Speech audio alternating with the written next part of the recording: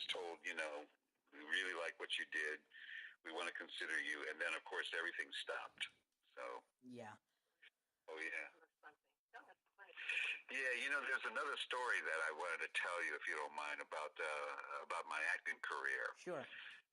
It's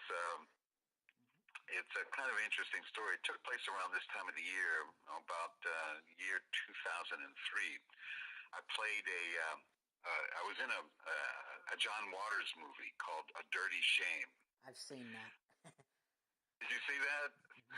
I played a blind sex addict. And, I was during one of the breaks, there was a friend of mine who was also in the movie, who I believe you know, Wes Johnson. Mm-hmm. I've talked to him and I've interviewed him. Very nice man. Right. Wonderful guy. He's also, I don't know if he told you this, but he's also the voice of the Washington Capitals. Yeah. Mm-hmm. He introduces the players, and anyway, he's a great guy, and he introduced me to one of the stars of the show for A Dirty Shame, Chris Isaac, mm-hmm. who is also, as you know, a famous musician, and we ended up playing together because of that, because Wes kind of talking me up as kind of a local guy who was pretty well known, and I actually brought a couple of guitars to the set. And we were jamming together. Chris was. I thought that I got kind of shy again. And on the last day that I was there 3 days. The day before the last day, he said, "You're going to bring those guitars, aren't you?" And I said, "Oh yeah, I'll definitely bring the guitars." Mm-hmm. And so I brought my guitars, and during a little break in the action, we actually went back to his trailer. And I had my guitars with me, and we sat and played for a while. And then he said, Selma Blair, who was another star in the show, mm-hmm. is feeling a little bit blue because she's missing her boyfriend back in England. And would you mind if we went over to her trailer and maybe sang her some Christmas songs or something? And I said, no, I don't mind at all. So we went over there, and we played some music for her and her three-legged dog, and that she had with her. And then while we were playing, Chris heard Tracy Ullman, who was also one of the stars of the show, mm-hmm. Outside of the trailer, and he called to her to come in, and she came in and joined us, and we were all singing for Selma, trying to cheer her up. And we played for about a half hour until they called us to set, and that was so much fun. I mean, it was a half hour, and I was just getting started. I could have gone, all night. I really owe Wes big time for that. Yeah, Wes is a nice man. Mm-hmm. Yeah, great guy. Yeah. My last question is, what is your advice to people who want to be a musician and a songwriter? Well, I think in being a musician, you want to listen to lots of different kinds of music. I was influenced by friends of mine. Early on, I was listening to, some early rock and roll guitar people, mm-hmm. and then the bands that I was playing in. The band that I was playing in at the time was kind of an R&B band, and they introduced me to all of the Motown artists and all of the Stax Roll people, and I was very much influenced by early R&B. And then also, I met other people along the way who told me about different jazz, and I tried to open myself to that as well. And I also used to like folk music. I think it's important to listen to a lot of different kinds of music, yeah. and to try to even play, as much of it as you can if you're just starting out. If you're going to play guitar, I always tell people who are going to want to learn guitar, it's best to start young, and your fingers will hurt in the beginning, but they'll get tougher. And nowadays, you can get different gauges of strings to make it a little bit easier to start out.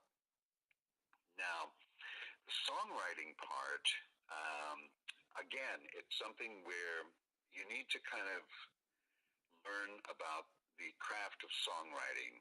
And of course, the best place probably to learn about the craft of songwriting is in Nashville, I think. The Nashville Songwriters Association is probably a great place for songwriters to start. Mm-hmm. And then, to study the hits, if that's what you want to do, in country music or in whatever genre that you particularly like. And one of the most important things I think about songwriting is something that I didn't know when I was starting out, and it took a long time before I could understand and appreciate, is that you need to get feedback on your songs. You can't be so attached to your song that you take it personally when somebody doesn't like it, or somebody says you ought to change this, or you haven't done this, that, or you get critical feedback. Yeah. That can be very hard to take, but you have to learn to do it. They have a saying in Nashville: to be a songwriter, it takes the heart of a poet and the hide of a rhinoceros. And there was a friend of mine in Nashville. His name is Fred Kohler. He wrote a lot of hits, actually. He wrote Angel Eyes for I can't remember the artist now, but it was the Newgrass Revival recorded a wonderful version of Angel Eyes, and then it became a pop hit as well. And in his house at the time, he had all these statues of rhinoceroses to remind him.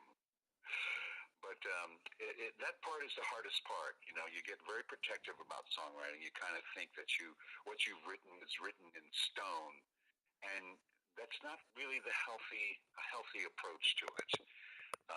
It's not final until vinyl. Is another saying they used to have, and it's not really final until it's a hit. And even Leonard Cohen used to change his lyrics after his songs were recorded. So maybe the process for some people never stops. But if you can get so you enjoy rewriting, songwriting is not just writing, it's rewriting. And that's real important to know. Yeah. Well, thank you. This has been a good interview, and I appreciate you taking the time out of your day talking with me for my radio program. Well, Trey, it's my pleasure. It's really a pleasure to have met you through Facebook, and I'm happy to do it. If I could mention one other thing, I do have a movie that's out right now that I was in. Sure. I don't know I don't know if it's playing in your area. It's playing for festivals right now. It's called Solars Point. This is kind of interesting too. I play a retired steelworker named Gilbert. This is a movie that was written and directed by Matt Porterfield.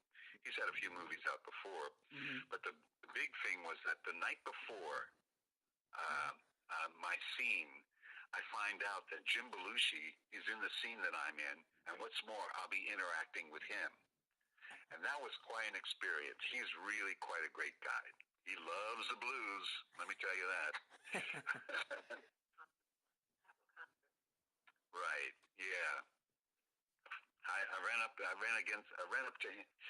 to him when he appeared this past year at the Capitol Concerts in July. I don't know if you're familiar with that, but every summer, every Memorial Day they have a concert honoring the veterans, and then every 4th of July they have a concert for everybody. It's really a party, and Jim Belushi was part of that, along with who was Dan, the other blues brother, Dan Aykroyd, right? And I ran up to say hello, and he remembered who I was, and that was really nice to run into him again. It was really great to see him. Anyway, I could go on, but I don't want to take up too much of your time.